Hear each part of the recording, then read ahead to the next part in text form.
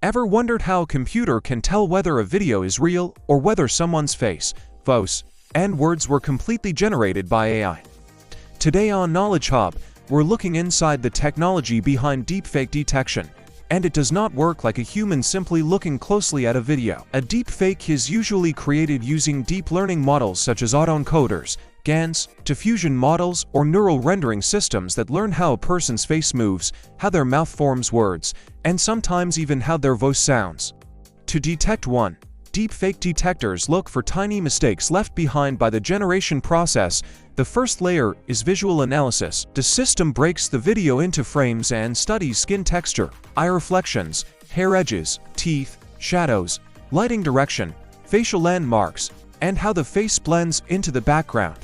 Older deepfakes often had obvious problems like strange blinking or blurry edges, but modern deepfakes are much better, so detectors now look much deeper. Detectors use convolutional neural networks to find patterns humans cannot see, such as unnatural pixel arrangements, inconsistent sharpness, or small texture differences. Then comes temporal analysis, checking how the video behaves across time. A real face moves smoothly because muscles and lighting follow physics. Across hundreds of frames, the detector may find tiny jumps in the jawline, unstable eye movement, flickering skin texture, or facial landmarks that do not move naturally. Another powerful method is frequency analysis.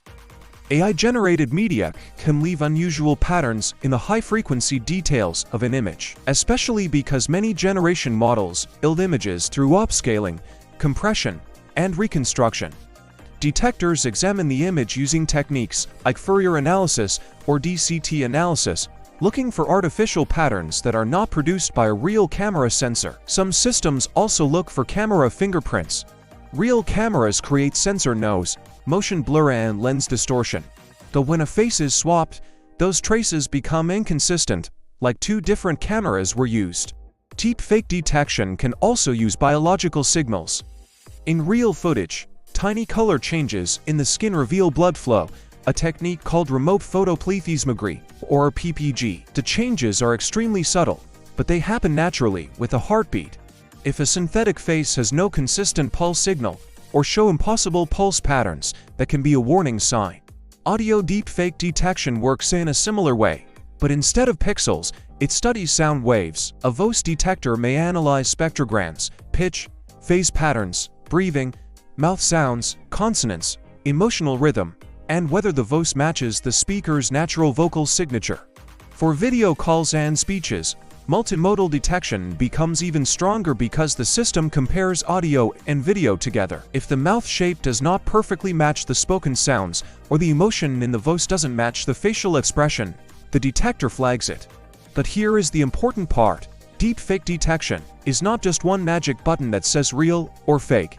Most systems produce a probability score. For example, they may say there is an 87% chance that this video contains synthetic manipulation.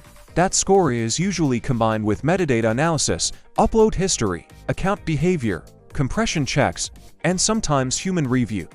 Modern platforms are also moving toward provenance systems, such as C2PA Content Credentials, where cameras, editing tools, and AI systems can attach signed information showing where a piece of media came from and how it was edited. This is different from detection. Detection asks, does this look fake?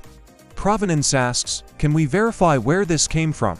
The strongest future systems will probably use both AI detectors to inspect suspicious content and cryptographic credentials to prove authentic content. But there is still a major challenge. Deepfake generators are improving fast, and every time detectors learn one pattern, new models can reduce or hide that pattern.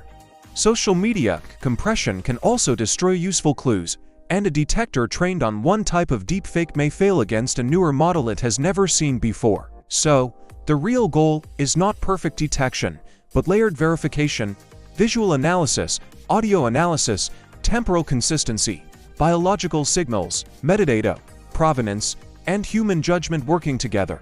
So the next time you see a video that looks too shocking to be true, remember, deepfake detection is not about spotting one weird blink anymore. It is a full forensic process, looking at pixels, sound, movement, physics, biology, and digital history to answer one question: Did reality create this, or did an algorithm? If you have enjoyed this deep dive, don't forget to subscribe to Knowledge Hub for more videos that explain the hidden technology behind the modern world. And as always, stay curious.